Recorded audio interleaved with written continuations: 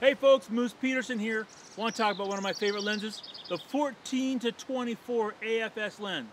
This is one wicked lens. I love it. One of the first things when the FX came out I was excited about was this lens. Now, a couple of things about this lens. First of all, okay, the MA-M switch, very important feature. If you're using it in autofocus, I would have it on the MA. Why? Because it allows you to autofocus with the shutter release button just being depressed. At the same time, if you want to manually focus, all you have to do is manually focus the lens. This can be very important when it comes to composing the elements in the viewfinder. Next, if you're shooting something like HDR or anything else where this camera is on a tripod, I highly recommend that you first let the camera autofocus. Once it's autofocused on the subject, take this MA switch and set it to M. It's such a wide lens. It can search for a subject.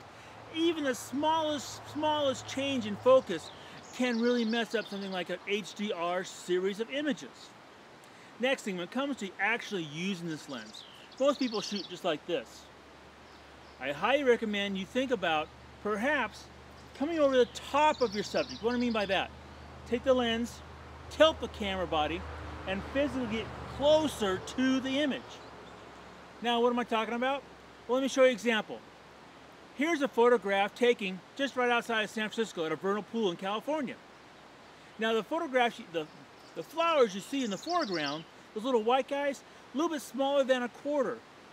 What I did was to take this camera, I turned it vertical, I got down physically really close to those flowers, tilted the camera, and when I did that, the depth of field is humongous because the film plane is closer to the angle of the earth, and then I fired.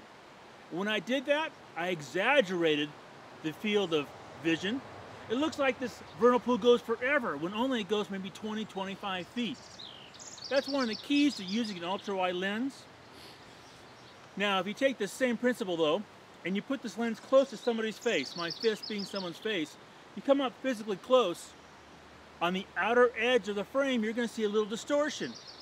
If you're going to use it at 14mm, keep that in mind. You zoom back to like 18 or 20, that distortion, which is really just exaggeration of the edges, disappears. The 14-24, it's a marvelous lens. I highly recommend it. Have fun, good shooting.